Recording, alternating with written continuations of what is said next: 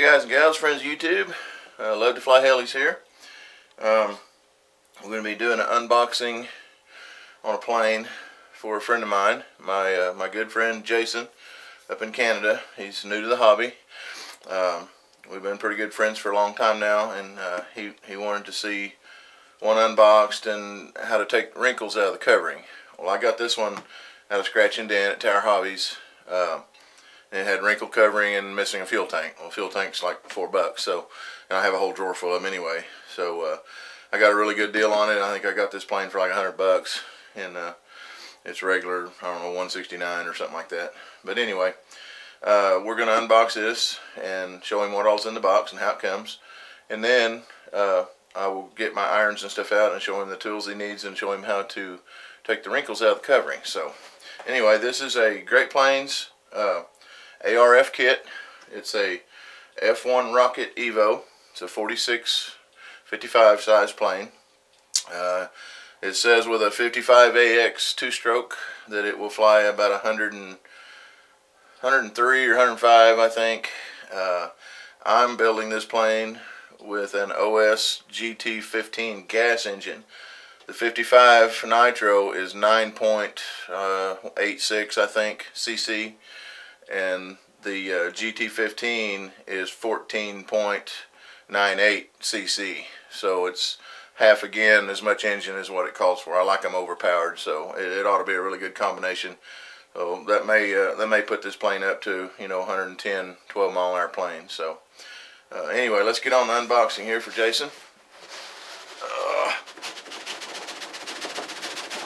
Take the lid off, and alright, Jason, this is how they come.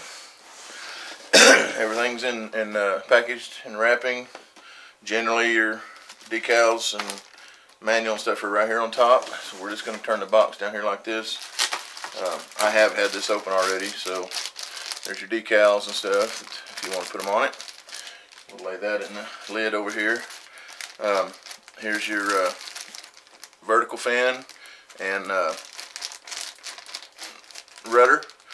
This particular plane here is already pre-hinged, so you don't have to glue the hinges. They're already pre-hinged for you, it looks like. Yeah, they're solid. Some of the Great Plains models, you have to glue the hinges. Some of them come already glued.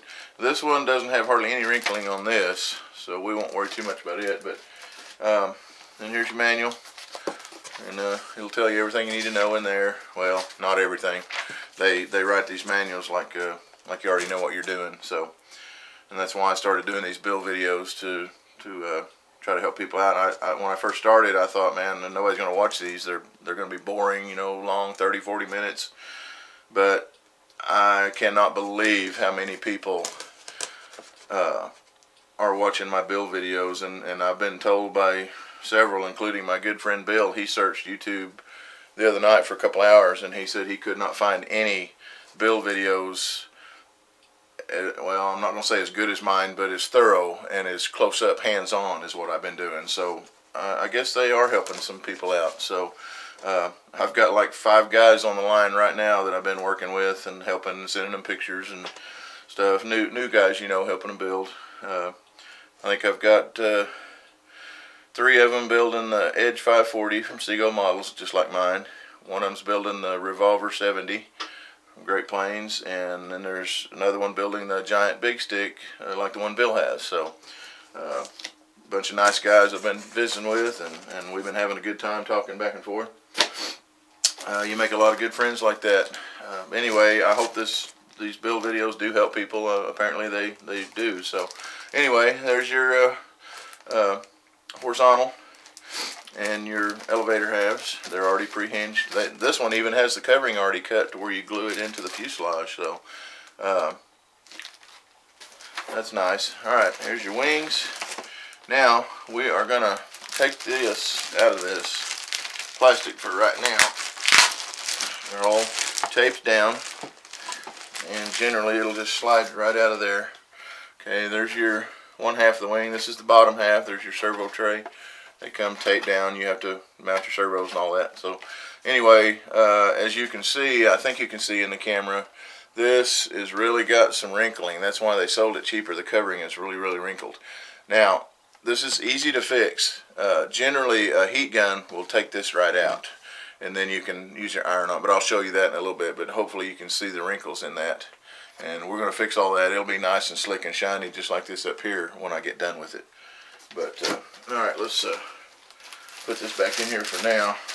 I like to leave everything in the wrapper protected until I get ready to lay the plane out and build it.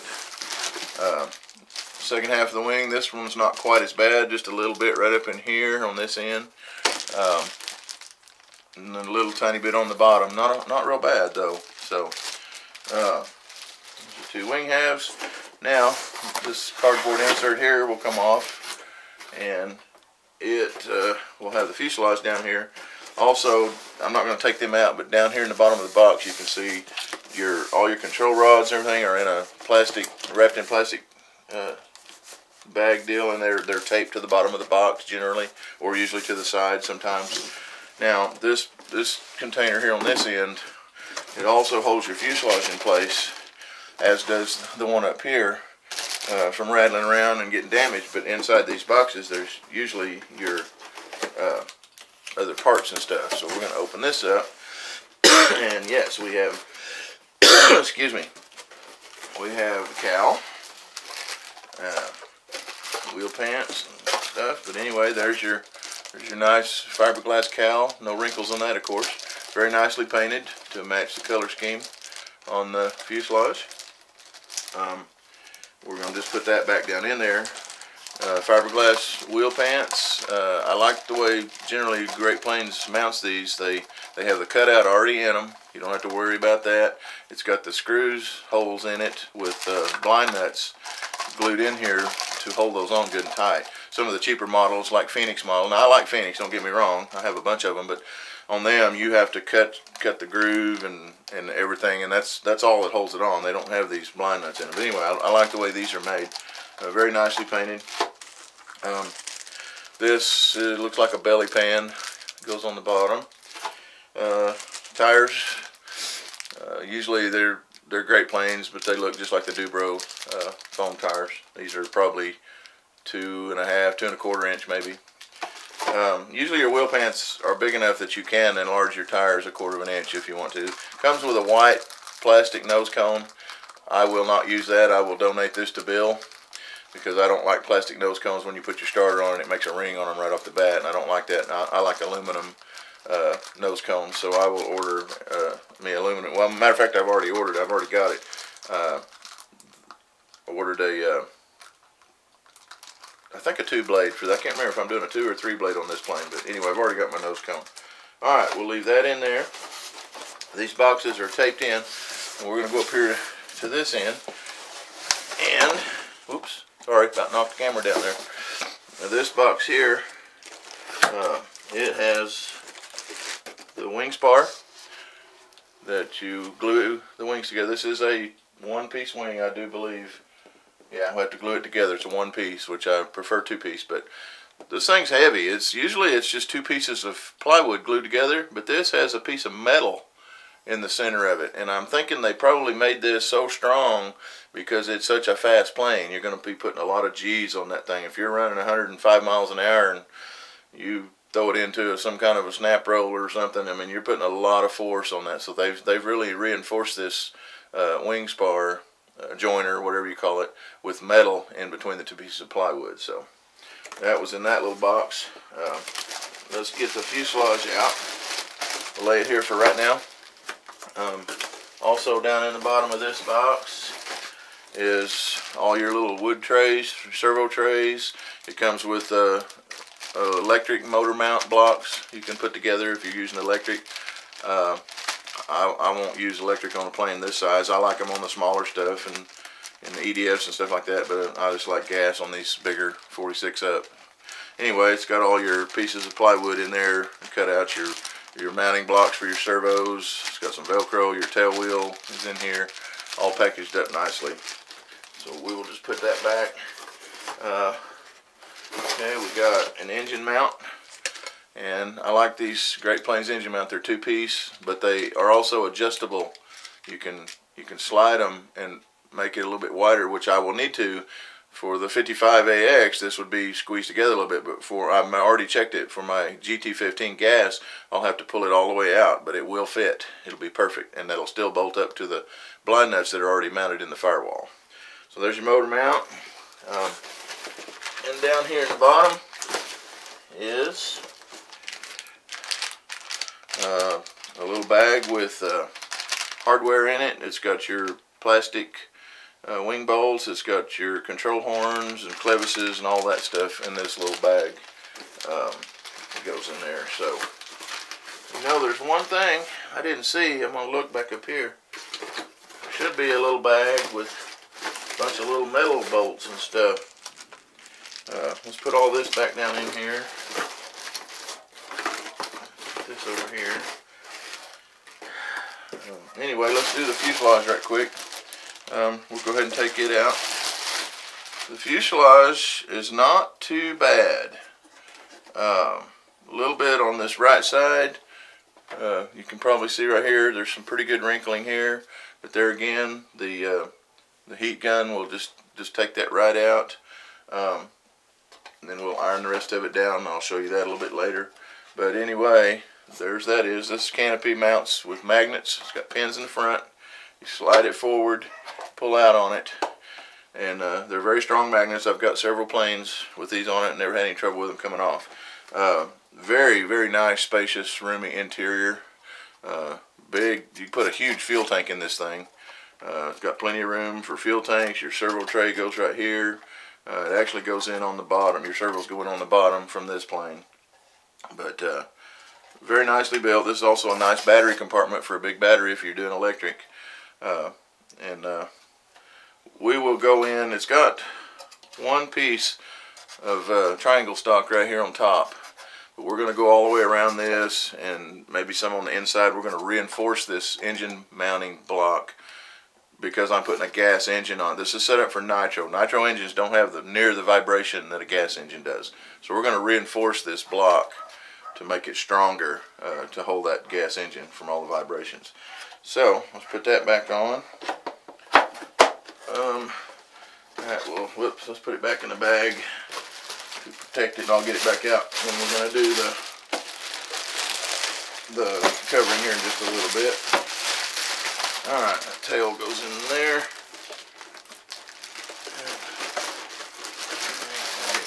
It does go that way. Okay, there we go. And that'll close down. I had this, it actually was in the bottom, but I put it in here to keep it from flopping around and damaging the plane or anything. So, anyway, there you have it on the unboxing. Let me turn it back around. And look one more time. You know, I think there's a little bag missing. There should be some little metal bolts. It's no big deal for me, because I'm a veteran builder, so I have drawers and drawers full of extra parts and screws and bolts and stuff from the years I've been building.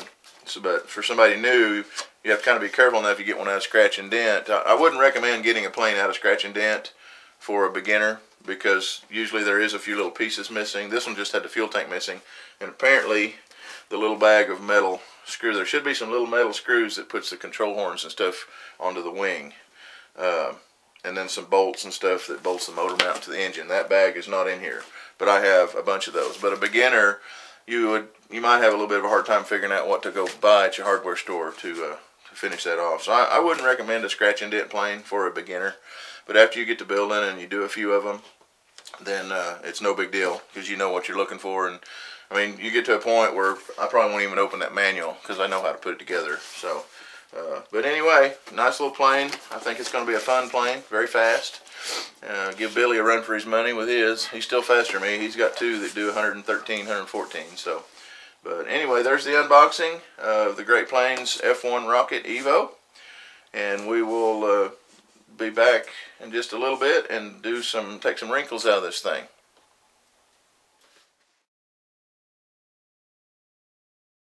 Okay, guys and gals, we're back, and Jason, again for you, you wanted to know how to take wrinkles out of covering when you get a plane that has wrinkles in it. It's very simple. The tools are not that expensive. I don't know, 19, 20 bucks for these a piece, I think, and you know, maybe 50, 60 bucks for all three tools that you need. You will need a blow gun. Some people try to use a blow dryer, but this works much better. It has a low and a high, but if you listen, it's not that loud and it doesn't have that much air pressure like a blow dryer, and it gets hotter than a blow dryer, so it works much better. Blow dryer has so much force, it'll, you know, blow stuff around. But anyway, you need one of those, and you may already have this. And no, it doesn't come with the yellow tape on the handles. I dropped mine and busted the little tabs that holds it together, so I put electrical tape around it. It still works good. It has a vent back here on the back that you can adjust the airflow, and it's got low and high, like I said. High is very, very hot. It will burn your hands, so be careful. You also got to be careful on your covering.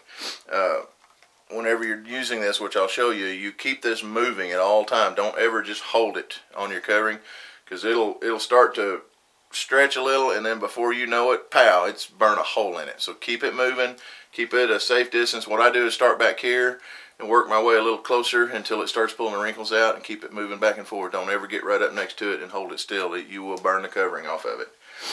That's a must. Your regular covering iron, this is a Top Flight monocoat. Great Plains makes one, Tower Hobbies makes one, there's Hanger 9, they probably all come in the same place. The only thing on this that puzzles me is they tell you a temperature setting when you buy your covering. Well, this doesn't have any numbers on it. It has a 1, 2, and a 3, low and high. So you got to figure out what your temperatures are. That's kind of hard to do sometimes, but I got something on that. Anyway, monocoat is what I use the most. I like Ultracoat real well. I actually like working with Ultracoat better from Horizon Hobby. It's easier to work with. The monocoat can be kind of tough at times to work with, and it's thicker and heavier. It takes a lot more heat, but it is a very, very good covering. It's one of the best, but it's harder to work with, so be prepared for that. On monocoat, I set my dial at the line right above the highest, number 3. Or right above number 3 there. It's like 2 3/4. And that's what I use on monocoat. Now, Ultracoat is slightly less temperature, maybe turn up one line to 2.5. If you're using Tower Coat, the cheaper stuff, you want to turn it down to about 2 or you'll burn it. And then they also make a real low temp, a low heat stuff that you can put like on styrofoam. You really got to turn it. I've never used any of that. So monocoat and Ultracoat and some of the Tower Coat is all I use. So I keep mine up pretty hot. Now you got to let it heat up. Also, don't ever use just the metal. You can, but it will leave scratches on your monocoat. So these little socks, they're not very expensive. I don't know, I think it's a couple bucks, 2 or 3 bucks for 2 of them or something. They will get dirty over time. They'll pick up glue and stuff from your covering and then change them. What I do is I reverse them. I use both sides. They just tie on here like that and stretch around the iron. But always use this little cotton sock, and that will protect your covering. They come with a little metal stand to hold it so it doesn't burn your table. Now, as you notice, I'm doing this in the bedroom on my bed. One reason, my work table is a mess right now, and 2, I went flying yesterday. My back was really sore this morning, so it's more comfortable for me to lean up against the headboard here and do this. So made me a little table out of the box parts. I got my buddy Gopher here with me.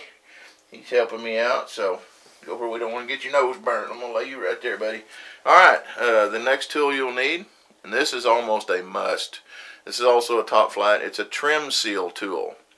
It has a high and a low, has a little bitty foot. It also comes with a couple other feet. It comes with one that's kind of rounded.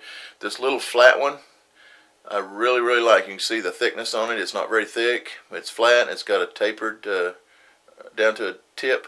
This is excellent to get in real tight spots in between your control surfaces.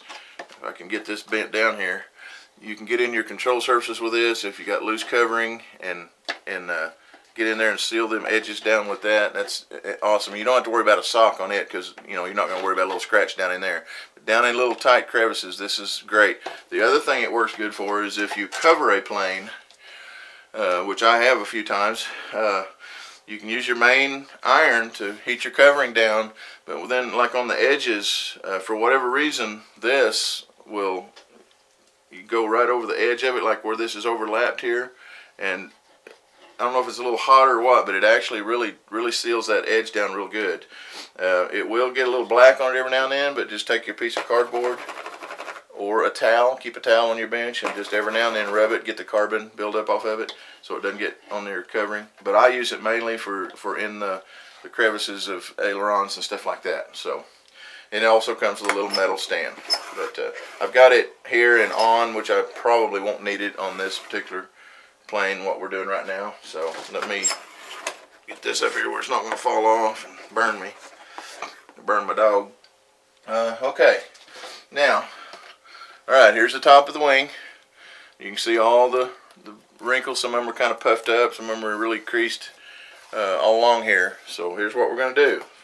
First thing you do is take your blowgun. This is monocoat on these Great Plains brand planes, so it's the heavy, tough stuff. So put this on high. I'll try to, hope you can hear me over this, but there again, let it heat up for a minute. I'm going to start back here a little ways from it, keep it moving, but I'm going to slowly get closer to it. I usually get within a couple inches of it, and you'll know when it starts heating up.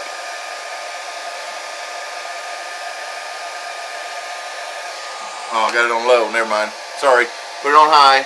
It don't get very hot on low. Alright, now, get down here within about an inch, inch and a half. Starting to get hot.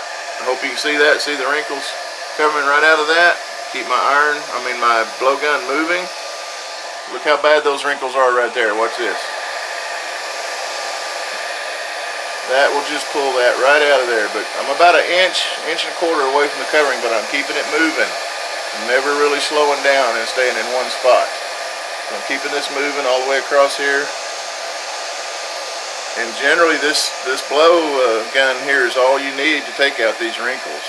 Now, if you get along a little edge or something, then you might need to take your iron and get over here so if you can see those all coming out. Look how that's just tightening that up.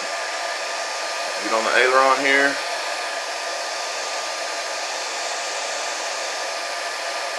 There we go. But there again, be careful. Keep this thing moving, and don't ever get too close or slow down much, because boy, it'll burn a hole in it before you know what's going on. Now, I'm going to show you something here. We've got most of these out. Well, let me go ahead and do this all the way to the end here and get these out of here. You can slow down just a little, but just don't ever, stop very long in one spot. Okay. And be careful over your trim colors that you don't bubble them up. Just pulling that right out. Okay. Keep going here. Hope you can see this all right with the light in here. And you'll know when you get close to your hand, because it does get hot, boy. Alright, now, let's turn this off. I am going to lay it up here, because it's very, very hot. I don't want it laying on my blanket here, melting it or burning my leg. Now, you can see almost all those wrinkles. Look how slick and shiny that is now. Generally, that's about all you need to take the wrinkles out. Now, if you notice right here, there's kind of a little bulged up place. What I'm going to do there, I was afraid to heat it too much with that. I'm going to take the iron, the big iron, and I'm going to put it on there. I'm going to kind of hold it in one spot and then just real slowly move it. Give it just a second to heat up, heat the covering up. There's glue on the back of this covering, and this heat activates that and causes it to stick. So any little bigger bubbles like that won't completely lay down, you can take your iron and smooth them out. Now, every now and then you'll get one that'll look like a pretty good size air bubble. It'll bulge up. That's not uncommon when you're using your gun to do that. And then sometimes when you pull the gun away, as it cools down, it will stretch and tighten up. But if it doesn't, then you use your iron. And anyway, there you go. Look at the top of that wing. I'll try to get the light on here. And there's not a crease or a wrinkle in it anywhere. That takes it all out, makes it look like a really nice brand new plane. So now here's the spot I want to show you. Okay, can you see that yellow that's coming up right there? This is a great spot for this little iron. that edge, for whatever reason, this little trim seal finishing iron really melts that edge down. And this is the trim color that's on top of the white. Alright, now that's stuck down just solid as a rock. You can also, especially when you're covering one yourself, you can take clear fingernail polish and paint along these edges of the two different colors, or they make a jar of stuff called trim seal that you can use. It does the same thing. It's basically just like clear fingernail polish. But anyway, that's how you take all the wrinkles out of your covering, buddy. And for anybody else that's interested, and I'll do the other side of this later, and I'll try to shorten this video, but that's how it's done, and that's the tools you'll need for that. Jason, I will get with you a little bit later. You had some questions on some sandpaper grit and tools and stuff, but I'll get back with you on that a little later. So anyway, I hope this helped you guys out, gave you some little bit of helpful information, and hope to get this plane up and going soon. I've still got some others in front of it that I'm working on, but anyway, thank you for watching, and happy flying to everybody.